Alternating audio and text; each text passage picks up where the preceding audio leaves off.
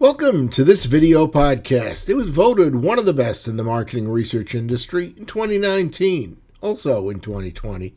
And in 2022, it's been designated by FeedSpot as one of the places on YouTube to go for the latest market research information.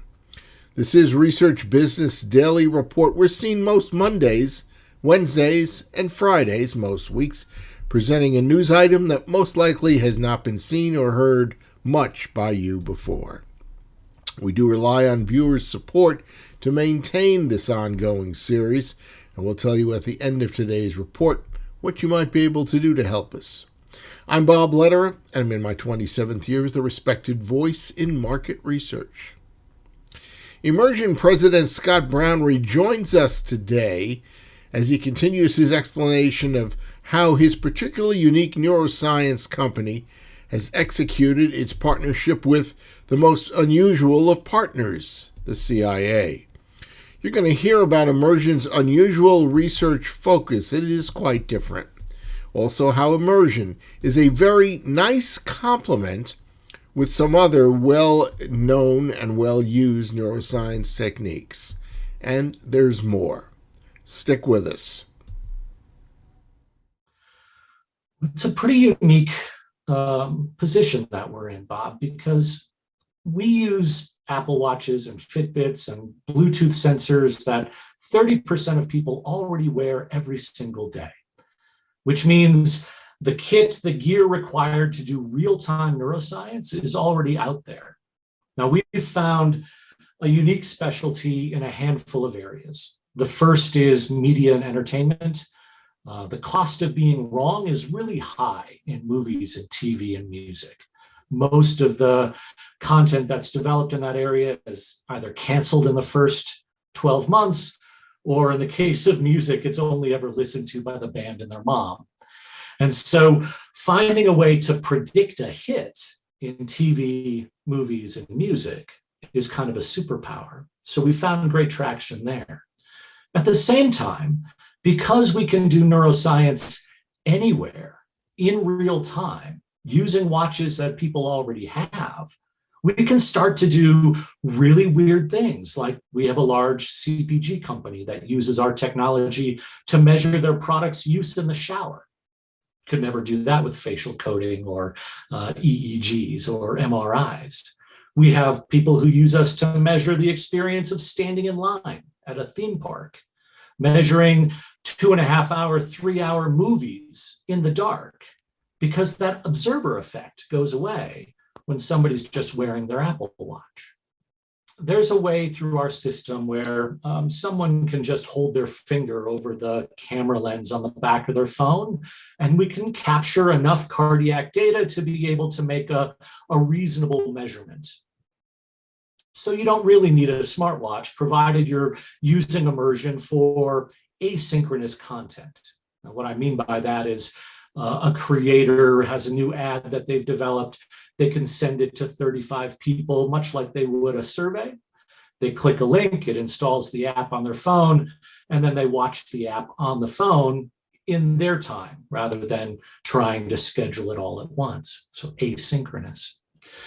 In that manner, you could do it without any type of wearable device. Now, we have other customers who use us in a conference room where people may wander in, they'll pick a generic Bluetooth sensor out of a bucket, wear it for 20 minutes while they watch a TV pilot, and then drop it in the bucket on their way out. And so there are lots of ways to get around the challenge of who has a sensor and who doesn't. And it really comes down to the use case and what it is you're trying to measure. I think the biggest plus one with Immersion combined with an outside or separate neuroscience tool is using it alongside eye tracking. Now, eye tracking technology is fabulous, and the tech there has grown really well over the last few years. And it does a very good job of identifying attention, something that pulls somebody's attention. But you and I know that just because we look at something doesn't mean we're going to buy it. It just means we looked at something. And so combining that attention element of eye tracking with the predictive capabilities of immersion really creates the 1 + 1 = 9.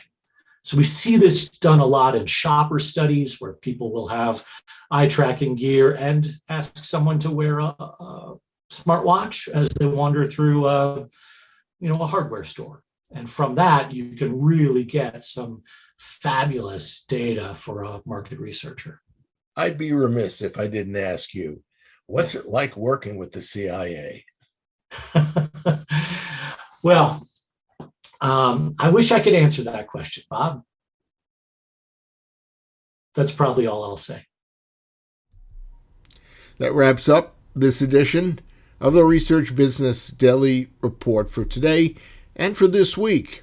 Now, we did mention at the start of today's video that we'd love for you out there to become supporters of our video series because, first of all, this video series is unique in the research industry.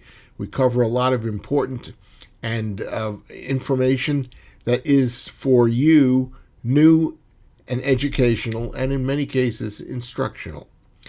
An RBDR Patreon supporter is what we call those people who agree to provide a monthly contribution, and you can start to become one of those. You decide how much you want to provide when you visit our exclusive crowdfunding platform.